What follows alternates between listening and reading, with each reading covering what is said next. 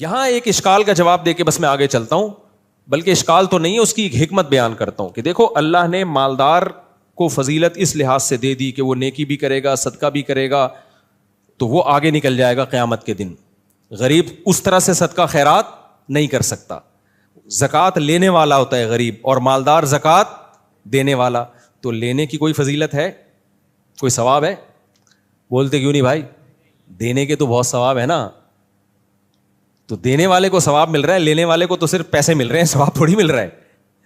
تو یہاں ایک اشکال پیدا ہوتا ہے, بھائی اللہ نے پھر مالدار کو اتنا نوازا کیوں ہے؟ اصل میں جواب یہ ہے کہ مالدار کی آزمائش زیادہ ہے, غریب کی آزمائش کم ہے.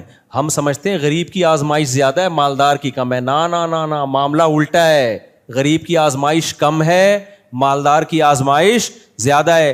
تو جس کو زیادہ آزمایا جاتا ہے اس کو بینیفٹس بھی زیادہ دیے جاتے ہیں. جس سے ہارڈ ورکنگ والا کام لیا جاتا ہے اس کو سہولتیں زیادہ دی جاتی ہیں. کمپنیوں میں ہوتا ہے نا, کسی امپلائی کو سب کو تنخواہ برابر, اس کو کسی جنگل میں بھیج دیا کسی اہم مہم پر, تو الاؤنس اس کو زیادہ ملتا ہے کہ نہیں ملتا؟ بھائی اس کے کام سخت ہے. آپ کہو گے لو بھائی, مالدار ایک تو ویسے بھی عیاشی کر رہا ہے اور جنت میں بھی عیاشی کرے گا, تو اس کی آزمائش زیادہ کہاں سے, اس کی تو کم ہے. بھائی یہ جب ہے جب آپ کے پاس پیسے نہ ہو, پھر آپ کو یہ لگے گا. جب پیسے آئیں گے پھر آپ کو لگے گا پیسہ ہوتے ہوئے نماز پڑھنا مشکل, بغیر پیسوں کے نماز پڑھنا آسان. سمجھ میں آ رہی ہے بات کہ نہیں آ رہی؟ پیسہ ہوتے ہوئے زنا سے بچنا مشکل, پیسہ ہی نہیں ہے تو کوئی لفٹ ہی نہیں کرائے گی, ٹھیک ہے نا, آرام سے ہنسی خوشی زندگی. رشتہ نہیں مل رہا ہوتا, گرل فرینڈ کہاں سے ملے گی؟ ایک آدمی نے مجھے بتایا, مالدار تھا, کہہ رہے میرے پاس بچپن میں پیسہ آ گیا جس سے میں اتنی سخت آزمائش میں پڑا. اس نے کہا جب تک پیسہ نہیں تھا کوئی آزمائش نہیں تھی, نماز پڑھتا تھا, داڑھی رکھ لی میں نے. کہہ رہا جب میرے پاس دولت آئی ہے نا تو لڑکیوں کے فون آنا شروع ہو گئے. پنجاب میں کسی نے واقعہ سنایا کہ لڑکیوں کے فون, وہ مجھے خود اٹریکٹ کرتی تھیں, فون نمبر دیتی تھیں, پتے بتاتی تھیں, اتنے پیسے اتنے پیسے. کہہ رہے میرے دل میں نا خواہشات کا ایک طوفان اٹھتا تھا کہ میں زنا کر لوں, میں زنا کر لوں, میں زنا کر لوں. کہہ رہے میں نے ابا کو بولنا شروع کر دیا میں زنا میں نہ پڑ جاؤں, میری شادی کرا دو. ابا آج کل لفٹ ہی نہیں کراتے. خیر اللہ نے اس کو زنا سے بچایا. کہہ رہے جب غریب تھا تو ایسا کچھ مسئلہ نہیں تھا, جہاں پیسہ آیا, اچھا موبائل, اچھی گاڑی, پیسے والے کا تو پتہ چل جاتا ہے, تو وہاں مشکل ہو گیا زنا سے بچنا. تو پیسے والے کے لیے دین پہ چلنا مشکل. جب پیسہ آتا ہے تو صدقات و خیرات اتنے نہیں ہوتے جتنی شراب و کباب آتا ہے. تو اس لیے اللہ نے اس کو پروٹوکول دیا ہے کہ بھائی اگر تو پیسے کے باوجود بھی دین پہ چلے گا تو تجھے مقام میں زیادہ دوں گا. یہی وجہ ہے حدیث میں آتا ہے جنت میں غریب زیادہ ہوں گے, دولت مند کم ہوں گے. سمجھ رہے ہو کہ نہیں سمجھ رہے؟ وجہ اس کی ہے کہ غریب آدمی کے لیے آسان تھا, وہ پہلے ہی بیچارہ, اس کو ناشتے کے ویسے بھی بیچارے کو پیسے نہیں ہوتے, کہتے چلو ہم کیا کرتے ہیں, ٹھیک ہے نا, روزہ رکھ لیتے ہیں. مالدار آدمی کے پاس تو 20 قسم کی چیزیں کھانا کھانے کی, 20 قسم کے موقع عیاشیوں کے, شو مارنا, تکبر, یہ ساری بیماریاں کس کی ہیں؟ دولت مندوں کی ہیں. اس لیے دولت ہر ایک کے لیے اچھی بھی نہیں ہوتی. اس لیے اللہ سے دولت نہیں مانگنی چاہیے, اللہ سے رزق حلال میں برکت مانگنی چاہیے. پھر اللہ دولت کی صورت میں دے دے یا غربت میں ہی اللہ برکت دے دے, وہ اللہ کی مرضی ہے. علماء نے منع کیا ڈائریکٹ دولت کبھی نہ مانگو اللہ سے, اللہ مجھے مال و دولت دے, یہ الفاظ ہی غلط ہیں. اے اللہ میرے رزق میں کیا دے؟ برکت دے. اب وہ اللہ کی مرضی. برکت کا مطلب خیر, رزق آئے خیر بن کے آئے. تو ورنہ خالی رزق آ گیا تو وہ تو بعض دفعہ قارون کے پاس پیسہ ہی تو تھا, برباد ہو گیا. فرعون کے پاس کیا تھا؟ پیسہ. اس پیسے نے کیا کر دیا؟ اس کی کھوپڑی کو خراب کر دیا. تو زیادہ تر پیسے والے ہی جہنم میں جائیں گے حدیث کے مطابق. تو ہم جو کہتے ہیں نا میرے پاس اتنا پیسہ, تو صحابہ کو غم یہ نہیں تھا ان کے پاس پیسہ کیوں ہے, صحابہ کو غم یہ تھا آخرت میں ہم سے آگے نکل گئے. تو خواہشات کو لگام دینے کی ضرورت ہے. جب خواہشات آپ کے کنٹرول میں ہوں گی تو پھر خواہشات آپ کے حساب سے چلیں گی. تو شریعت نے یہ نہیں کہا خواہشات کو کچل دو. کیا کہا ہے شریعت نے؟ خواہشات کو لگام دو. آپ فیصلہ کرو گے کون سی خواہش پوری کرنے کی ہے اور کون سی خواہش پوری کرنے کی نہیں. دیکھو شوگر کے مریض اپنی لگام کھانے کے معاملے میں ڈاکٹر کے حوالے کرتا ہے. اس کو پتا ہے میری شوگر ہائی رہتی ہے, تو اس کا دل تو چاہتا ہے 3 لڈو یہاں سے کھا لوں, 4 لڈو وہاں سے کھا لوں, ادھر سے جلیبی کھا لوں, وہ شہد کی بوتل کھا لوں, میں یہ بھی کھا لوں, وہ یہ بھی کھا لوں.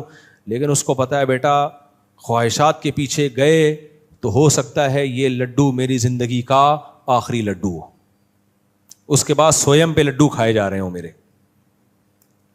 تو لڈو نہیں کھاتے, چلو بریانی کھائیں گے سویم پہ. تو وہ ڈاکٹر سے پوچھتے ہیں, ڈاکٹر صاحب لڈو کھا سکتا ہوں؟ ڈاکٹر کہے گا بھائی آرٹیفیشل لڈو کھا سکتے ہو, جو دیکھنے میں میٹھا لگے حقیقت میں میٹھا. ایسے بھی آتی ہے نا, چائے میٹھی پی سکتے ہو, یعنی وہ والی میٹھی جو شوگر کے مریض ہو, وہ ہوتی میٹھی ویٹھی نہیں ہے, وہ تھوڑا سا وہ پتہ نہیں کوئی کیمیکل ڈالتے ہیں, اس سے ڈائٹ بوتل ہوتی ہے جیسے. تو ڈاکٹر بتائے گا یہ خواہش, ہاں ڈاکٹر یہ نہیں کہے گا کھاؤ نہیں, ڈاکٹر کہے گا یہ کھاؤ یہ نہیں کھاؤ. اگر کوئی ڈاکٹر ایسا ہے کہ کھانا پینا ہی چھوڑ دو, پھر آپ وہ ڈاکٹر ہی چھوڑ دو گے, کھانا پینا نہیں چھوڑو گے. تو کوئی مذہب اگر آپ سے یہ کہتا ہے کہ دنیا ہی چھوڑ دو, ننگ دھڑا ہو جاؤ, ساری خواہشات کو چل دو, تو بھائی وہ مذہب ہی چھوڑ دو, پھر وہ مذہب دین فطرت نہیں ہو سکتا.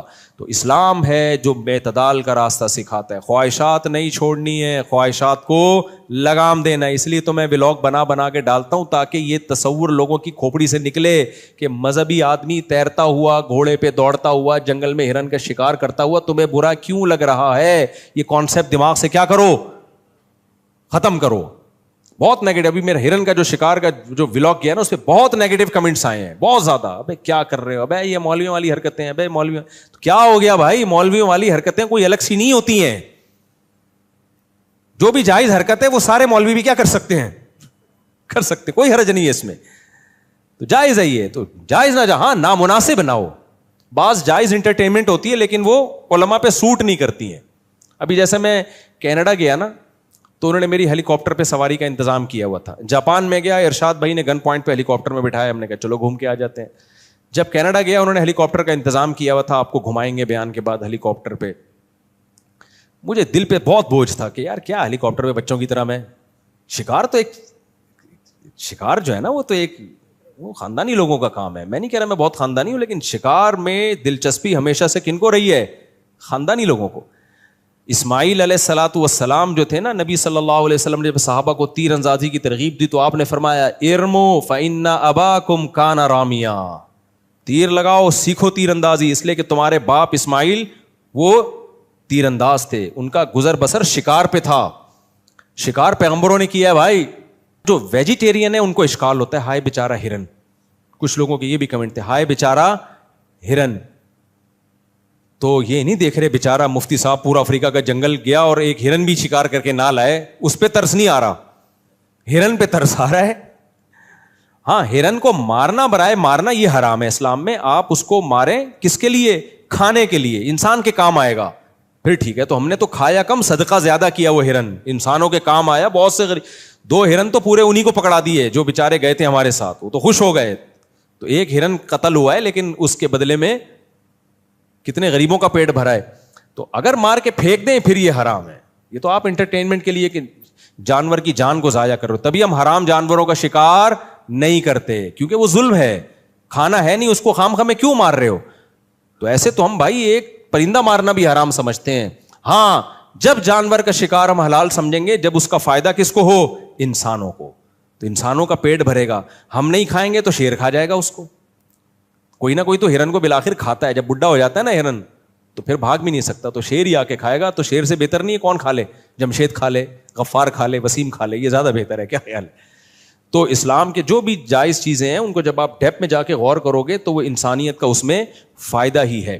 تو وہ ہیلی کاپٹر کا میں قصہ سنا رہا تھا, تو مجھے انہوں نے کہا کینیڈا میں آپ کے بیان کے بعد ہم نے ہیلی کاپٹر کی رائڈ رکھی ہے. تو بہت زیادہ ہے. پھر میں نے آخر میں کہا یار مجھے لگا تھا بیچاروں نے انتظام کیا ہے, تو میں نے کہا بھائی یہ رائڈ میں نہیں کروں گا, یہ بچوں کے کھیل ہیں, ہوا میں یوں پتنگوں کی طرح ہیلی کاپٹر میں اڑنا, اور میں نے کہا یہ اس میں مجھے دلچسپی بولو نہیں. تو وہ زبردستی کینسل کروائی. یہ میں نے کہا علماء پہ سوٹ بھی نہیں کرتا نا, یہ جہاز میں جا رہے ہیں تو ولاگ بنا رہے ہیں, میں پائلٹ کے ساتھ بیٹھا ہوا ہوں, یا میں یوں, یہ تو عجیب سا چھچور پنا سا لگتا ہے. تو جو جائز چیز ہے پائلٹ کے ساتھ, چلو پائلٹ کی حوصلہ افزائی کے لیے بھی سمجھ میں آتا ہے, لیکن ہیلی کاپٹر کا مجھے سمجھ میں نہیں آتا. ان کو میں نے سختی سے منع کر دیا. ہاں جو نیاگرا فال ہے وہ قدرت کا ایک شاہکار ہے, وہ تو ہم دیکھیں گے, دیکھنے جائیں گے, انجوائے کریں گے. کسی کو تکلیف ہوتی ہے جلائیں گے. تو کیوں تکلیف ہو رہی ہے تمہیں بھائی, تمہیں اللہ نے پیسہ دیا تم بھی چلے جاؤ, نہیں دیا تو دعا کرو اللہ دے دے ہم بھی جا کے چلے ہیں. یہ تو جب ہم دوسروں کو دیکھتے تھے, ہم یہی دعا کرتے تھے اللہ ہمیں بھی دے دے, ہم بھی چکر وکر لگا لیں. نہیں دیا تو کوئی ٹینشن بھی نہیں آتے تھے کہ چلو بچ نہیں ہے تو بیٹھو آرام سے. اور ویسے بھی میں کون سا کینیڈا اپنے خرچے پہ گیا ہوں, مجھے تو اسپانسر کیا تھا, بیانات کے لیے بلایا تھا, ہیلی کاپٹر میں گھمانے کے لیے. یہ تبلیغی دورہ تھا میرا جو بیانات کے لیے تھا. یہ گھمائی پھرائی تو ضمناً غریبی میں چل رہی ہوتی ہے. میرے بیرون ملک دورے تفریحی نہیں ہوتے, تبلیغی دورے ہوتے ہیں. اس تبلیغی دوروں میں بیچ میں وہ لوگ میری خوشی کی خاطر کچھ چیزیں ایڈ کر دیتے ہیں, تو اس پہ گورنمنٹ کی طرف سے کوئی پابندی نہیں ہے. اور مجھے جو انٹرٹینمنٹ کا جو شوق ہے وہ بڑا اچھے قسم کے شوق الحمدللہ پالے میں. مثال کے طور پر میں جب کینیڈا گیا نا تو نارتھ پول ہم نے سفر کیا ہے, جہاں 6 مہینے دن اور 6 مہینے رات ہوتی ہے, بالکل دنیا کا آخری کنارہ. میں نے کہا یہ لازمی جائیں گے, اور وہ 3 فلائٹیں, اس کا میں نے بڑا خاندانی ولاگ بنایا ہے, وہ آپ دیکھیے گا, لازمی مزہ آئے گا انشاءاللہ. کیونکہ یہ ایک دنیا کا کنارہ دیکھنے کا کس کو شوق نہیں ہے بھائی. نارتھ کا and of the world, Norway میں بھی ہے, وہاں بھی انشاءاللہ اللہ نے توفیق دی تو جاؤں گا. خیر,